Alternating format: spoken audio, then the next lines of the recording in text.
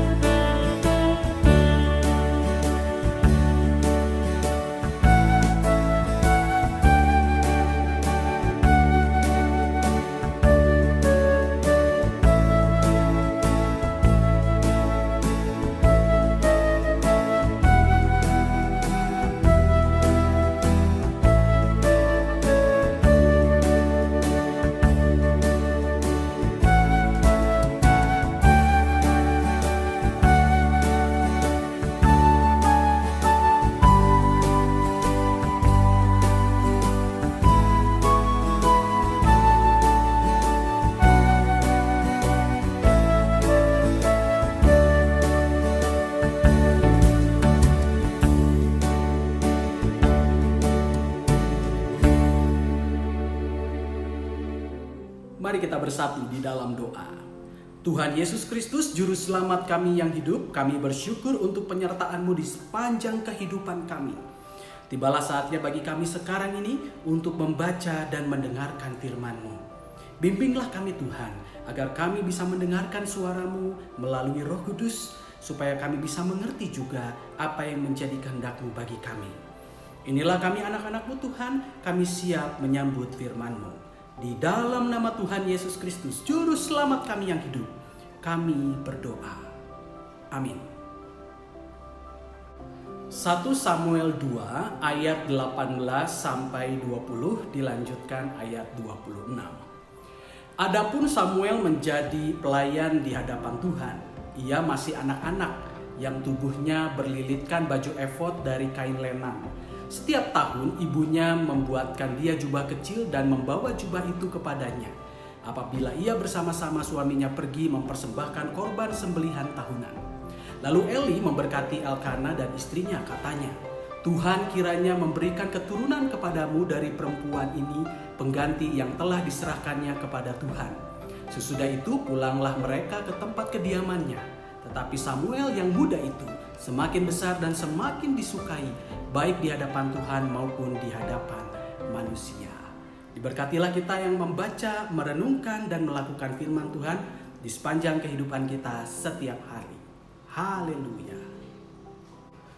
Saudara terkasih, Carol Bryant, seorang penulis buku berjudul Last Fight Out dan Children of the Flower Power, pernah berkata begini, growing old is mandatory, but growing up is optional. Menjadi tua adalah pasti, tetapi menjadi dewasa adalah pilihan. Sebagian dari kita mungkin tidak asing dengan kalimat tersebut. Dan saya rasa sebagian dari kita setuju bahwa kedewasaan itu berbeda dengan usia dewasa.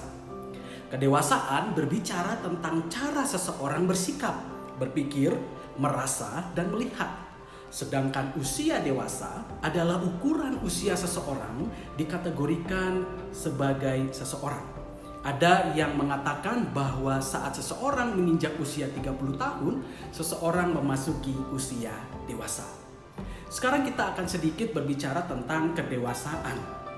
Menurut saudara, kira-kira apa yang membuat seseorang memiliki kedewasaan?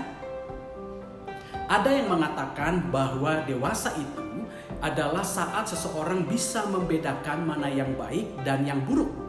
Tidak seperti anak-anak yang melakukan apapun tanpa memahami apa yang disebut dengan yang baik dan apa yang disebut yang buruk itu. Ada yang mengatakan bahwa dewasa itu adalah saat seseorang cenderung berpikir dulu sebelum bertindak. Mereka akan mempertimbangkan langkah-langkah apa yang akan diambilnya dan alternatif penyelesaiannya. Ada juga yang mengatakan bahwa dewasa adalah saat seseorang berbesar hati ketika menerima kritik. Ia akan memandang kritik sebagai masukan positif untuk meningkatkan kualitas dirinya, terlepas dari apa motivasi orang lain mengkritiknya.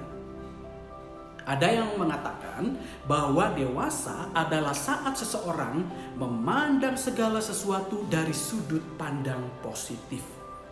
Atau saat seseorang mampu melihat pelajaran berharga apa yang diperolehnya di balik tragedi atau penderitaan yang dialaminya.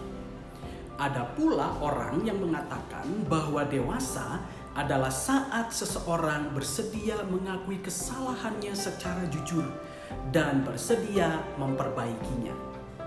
Ada juga yang mengatakan bahwa dewasa adalah saat seseorang bisa mengerti dan memahami keadaan orang lain tanpa kemudian memaksakan kehendaknya kepada orang tersebut. Ada pula yang mengatakan bahwa dewasa adalah saat seseorang mampu menguasai emosinya dalam berkomunikasi dan tidak mudah digerakkan oleh amarah saat berbicara. Jika kita ditanya satu persatu tentang apakah yang disebut dengan kedewasaan itu, saya yakin kita punya jawaban sendiri-sendiri yang berbeda-beda. Tapi mari kita lihat apa yang dimaksud dengan kedewasaan itu menurut Alkitab.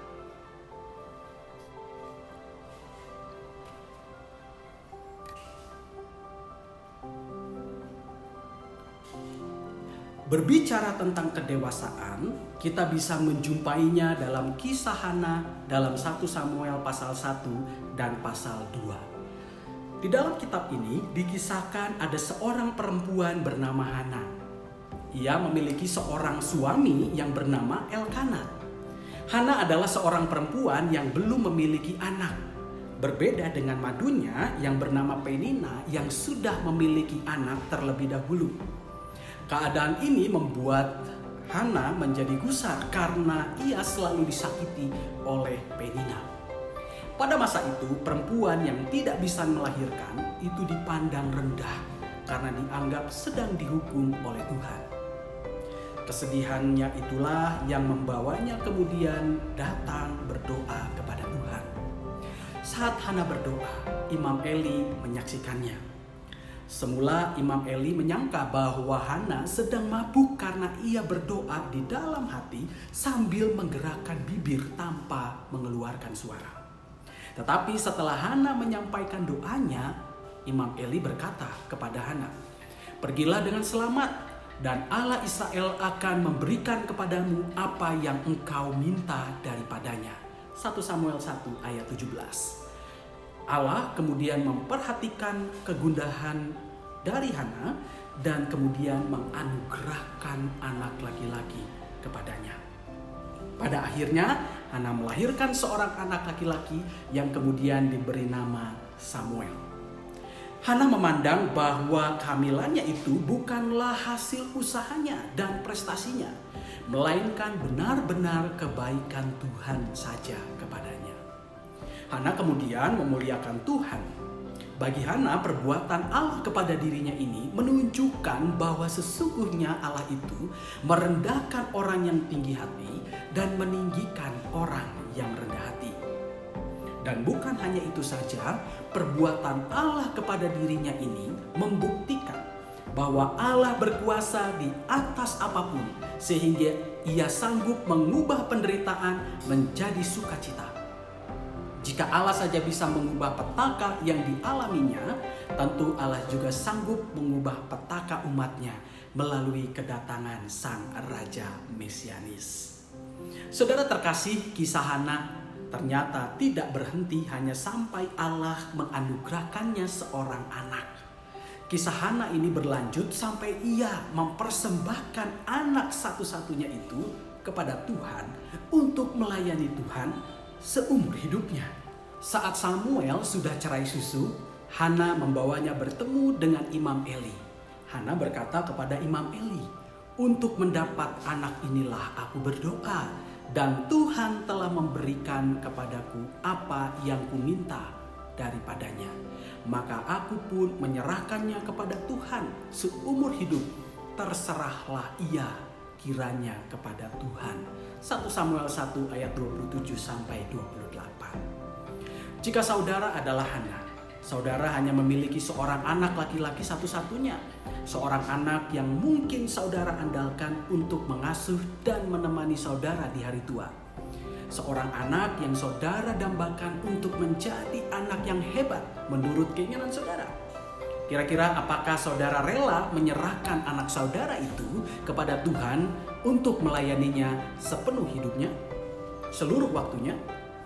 Saya yakin mungkin ada di antara saudara yang menjawab begini, "Saya siap menyerahkan anak saya untuk Tuhan, untuk melayani Tuhan seumur hidupnya." Saya juga yakin mungkin ada di antara Bapak Ibu Saudara yang mengatakan, "Melayani Tuhan tidak usah penuh waktu, kan bisa melalui pekerjaan lainnya. Toh sambil bekerja sebenarnya kita melayani Tuhan juga. Ya mirip-mirip pelayanan penuh waktu, tapi ya melalui pekerjaan lainnya." Apapun jawaban saudara, saya yakin kita memiliki dasar pemahamannya. Dan saya juga yakin saudara juga sudah melibatkan Tuhan dalam memutuskannya. Sebenarnya kisah Hana ini bukan hendak mendorong kita untuk berani mempersembahkan anak kita kepada Tuhan untuk melayaninya sepenuh waktunya. Tetapi mengajarkan kepada kita prinsip-prinsip iman yang penting sekarang ini. Sebagaimana yang sering kita jumpai juga dalam kisah tokoh-tokoh Alkitab lainnya.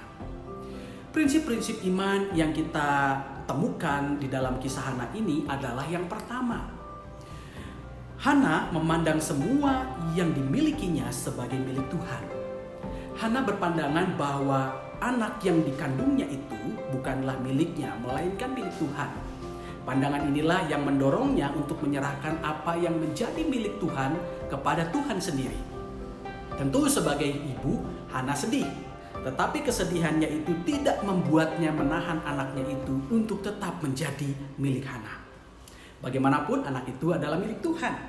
Hana percaya bahwa kalaupun anak itu memang untuknya, biarlah Tuhan sendiri yang menyatakannya dan menunjukkan tanda-tandanya. Tanda-tanda yang ditunjukkan oleh Tuhan ternyata bukanlah agar Hana memiliki Samuel untuk dirinya sendiri. Tanda-tanda bahwa Tuhan menghendaki Samuel untuk melayaninya adalah bahwa dari sejak kecil Samuel semakin disukai dan baik di hadapan Allah dan manusia. 1 Samuel 2 ayat 26. Samuel yang muda itu semakin besar dan semakin disukai baik di hadapan Tuhan maupun di hadapan manusia. Karena itulah Hana tetap menyerahkan Samuel kepada Tuhan dan bukan untuk dirinya sendiri.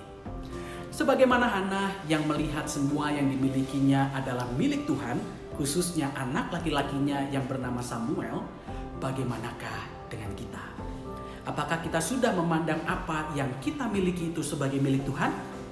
Sudah, saudara terkasih, ilmu pengetahuan dan keterampilan-keterampilan yang kita miliki saat ini sebetulnya adalah pemberian Tuhan. Jika kita memandang semua hal itu adalah milik Tuhan, sudah semestinya lah kita bersedia menyerahkannya kepada Tuhan. Konkretnya, pengetahuan dan keterampilan itu bisa kita gunakan untuk pelayanan gerejawi. Kita tentu tidak memberikannya untuk Tuhan setengah-setengah, tetapi memberikannya seoptimal mungkin, sebaik-baiknya. Di tengah kehidupan berjemaat, kita pasti pernah berjumpa dengan orang-orang seperti ini. Atau mungkin kita adalah pelaku-pelakunya. Orang yang bersedia menyumbangkan pengetahuan dan keterampilannya, bahkan materinya, dengan sukarela untuk pelayanan gerejawi. Mereka adalah orang-orang yang profesional, yang tentu saja mencari nafkah melalui pengetahuan dan keterampilan mereka. Tetapi mereka bersedia memberikannya untuk Tuhan melalui pelayanan gerejawi dengan cuma-cuma. Prinsip iman yang kedua adalah kita meletakkan hati kita kepada Allah, bukan kepada hal-hal materi lainnya, bahkan kepada keluarga sekalipun. Maksudnya, prinsip yang ketiga ini bukan hendak mengajarkan kita untuk mengabaikan keluarga, tetapi mengajarkan kita untuk lebih meletakkan diri kita kepada Tuhan. Jadi Tuhan adalah prioritas pertama dan keluarga adalah prioritas kedua. Menjadikan Tuhan sebagai prioritas pertama dan keluarga sebagai prioritas kedua tidak menjadikan kita abai kepada keluarga kita sendiri. Malahan sebaliknya, semakin kita memprioritaskan Tuhan, semakin kita tahu bagaimana memperlakukan keluarga kita dengan baik menurut kehendak Tuhan. Semakin kita dekat dengan Tuhan, semakin kita mengasihi mereka dengan kasih Tuhan. Semakin kita dekat dengan Tuhan, semakin kita bertanggung jawab kepada keluarga kita sendiri. Allah itu adalah kasih. Jika kita meletakkan hati kita kepada Sang Kasih, sudah pasti kita pun akan mengasihi siapa saja, termasuk keluarga kita sendiri. Jika hati kita melekat kepada Tuhan, saat ada di titik di mana kita harus mempersembahkan yang terbaik kepada Tuhan, kita tidak merasa keberatan sama sekali. Mengapa? Karena hati kita terletak pada Tuhan, bukan kepada hal-hal material tersebut. Jika Hana meletakkan hatinya kepada Tuhan, bagaimanakah dengan kita? Apakah hati kita sudah melekat kepada Tuhan? Atau justru masih melekat kepada hal-hal sekunder lainnya? Prinsip iman yang ketiga adalah percaya pada pemeliharaan Tuhan. Adalah hal yang berat saat kita sudah merasakan kehadiran seorang anak, kemudian anak itu tidak ada lagi dekat dengan kita. Seperti itulah yang dirasakan oleh Hana. Tetapi Hana percaya pemeliharaan Tuhan. Imam Eli berkata kepada Hana dan suaminya, Tuhan kiranya memberikan keturunan kepadamu dari perempuan ini mengganti yang telah diserahkannya kepada Tuhan. 1 Samuel 2 ayat 20. 1 Samuel 2 ayat 21 tertulis begini, Tuhan mengindahkan Hana sehingga dia mengandung dan melahirkan 3 anak laki-laki dan 2 anak perempuan lagi. Sementara itu makin besarlah Samuel yang muda itu di hadapan Tuhan. Tuhan ternyata menggantikan anak pertamanya yang bernama Samuel dengan kehadiran anak-anak lainnya. Bagian ini sebenarnya bukan hendak mengatakan bahwa apa yang kita serahkan kepada Tuhan pasti akan digantikan 2 kali lipat atau 3 kali lipat. Bagian ini tidak sesempit itu maknanya. Bagian ini hendak menekankan bahwa saat merasakan kehilangan, Tuhan akan hadir mendatangkan sukacita bagi kita dengan caranya. Saudara terkasih, ketiga prinsip iman yang ditunjukkan oleh Hana ini menunjukkan kedewasaan imannya. Hana memandang bahwa anak yang dimilikinya adalah milik Tuhan. Hana juga meletakkan dirinya bukan kepada anaknya, melainkan kepada Tuhan. Tuhan menjadi prioritas di dalam kehidupan Hana. Hana juga percaya kepada pemeliharaan Tuhan dan kepercayaannya itu membawanya pada sukacita melalui kehadiran 5 anak lainnya. Sebagaimana Hana yang bisa menunjukkan kedewasaan iman melalui ketiga prinsip iman ini, demikian pula lah kita. Pertama, marilah kita bersama-sama memandang semua yang kita miliki ini adalah milik Tuhan. Semua yang kita miliki bukanlah hasil usaha kita sendiri, melainkan pemberian Tuhan. Yang kedua, marilah kita bersama-sama meletakkan diri kita pada Tuhan, bukan kepada hal-hal materi lainnya. Tuhan adalah prioritas. Saat Tuhan menjadi prioritas, maka saat hal-hal sekunder lainnya harus dipersembahkan kepada Tuhan, kita tidak bersusah hati, melainkan memberikannya dengan sukacita. Yang ketiga, marilah kita bersama-sama percaya pada pemeliharaan Tuhan. Bukan percaya bahwa Tuhan akan mengembalikan apa yang sudah kita berikan kepadanya 2 kali atau 3 kali lipat, tetapi percaya bahwa Tuhan tidak pernah membiarkan kita kesepian dan membuat kita bersedih. Kita percaya bahwa Tuhan dengan caranya sendiri akan mendatangkan sukacita kepada kita. Saudara terkasih, selamat hidup dalam kedewasaan iman seperti Hana. Kiranya Tuhan memberkati kita semua. Amin. Mari kita bersatu di dalam doa. Tuhan Yesus Kristus, Juru Selamat kami yang hidup, kami bersyukur Engkau membimbing kami untuk mendalami bacaan Alkitab, khususnya melihat prinsip-prinsip iman dari kisah Hana. Ajarkanlah kami Tuhan, agar kami benar-benar memandang semua yang kami miliki ini sebagai milik Tuhan. Ajarkan kami juga untuk meletakkan hati kami kepada Tuhan, bukan kepada hal-hal material. Tuhan adalah prioritas di dalam kehidupan kami. Dan kiranya Tuhan juga mengajarkan kami agar kami terus percaya kepada penyertaan Tuhan dan pemeliharaan Tuhan. Sehingga ketika kami merelakan apa yang harus kami berikan kepada Tuhan, kami tidak merasa keberatan hati atau kehilangan. Karena kami percaya Engkau akan mendatangkan sukacita kepada kami dengan cara-Mu. Tuhan Yesus Kristus, kami berdoa untuk gereja kami GKI Taman Ciburut Bandung, di mana Engkau telah membimbing dan menyertai kami selama 1 tahun ini. Tidak terasa bahwa kami akan mengakhiri tahun 2021 ini. Kami percaya Engkau akan membimbing kami agar kami tetap menjadi inspirasi bagi sesama kami. Apapun yang kami kerjakan kiranya seirama dengan pekerjaan tangan Tuhan. Dan kemana kami melangkah sebagai gereja, kami mengikuti langkah kaki Tuhan. Berkatilah para pemimpin kami, majelis jemaat, yang di dalamnya ada para pendeta dan para penatua. Biarlah mereka dapat menghasilkan keputusan yang baik sesuai dengan firman Tuhan untuk gereja kami. Kiranya Tuhan juga memberkati jemaat kami agar mereka berakar, bertumbuh dan berbuah di dalam Kristus. Sehingga mereka pun dapat menjadi garam dan terang di tempat di mana mereka berada dan berkarya. Kami berdoa juga untuk keluarga kami. Berkatilah setiap kami agar kami dapat menjaga relasi antara suami dan istri juga dengan anak-anak kami. Biarlah kami dapat menjaga keharmonisan dengan saling mengasihi dan saling menerima. Kiranya Tuhan juga membimbing anak-anak kami supaya mereka mendengarkan suara Tuhan dan mampu menjaga pergaulan mereka dengan tetap memperhatikan firman Tuhan. Tuhan Yesus Kristus, kami percaya Engkau selalu hadir untuk apa yang kami kerjakan setiap hari. Berkatilah mereka yang sekarang ini sedang bergumul karena persoalan ekonomi, persoalan sosial, persoalan mental.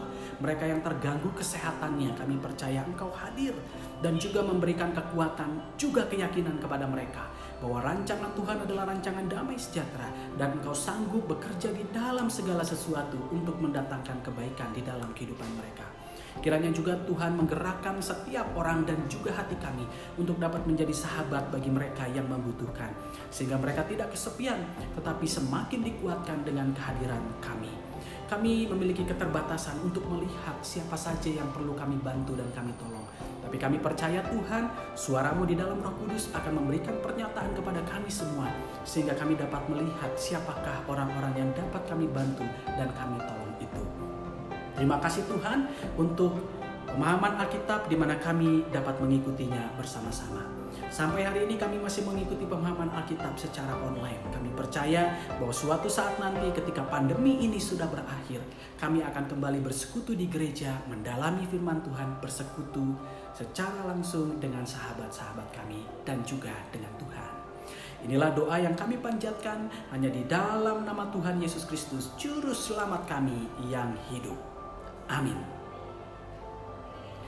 Bapak Ibu Saudara, pemahaman Alkitab pada hari ini telah usai. Sampai jumpa di dalam acara pemahaman Alkitab GKI Taman Ciburut yang akan datang. Tuhan Yesus memberkati kita semuanya.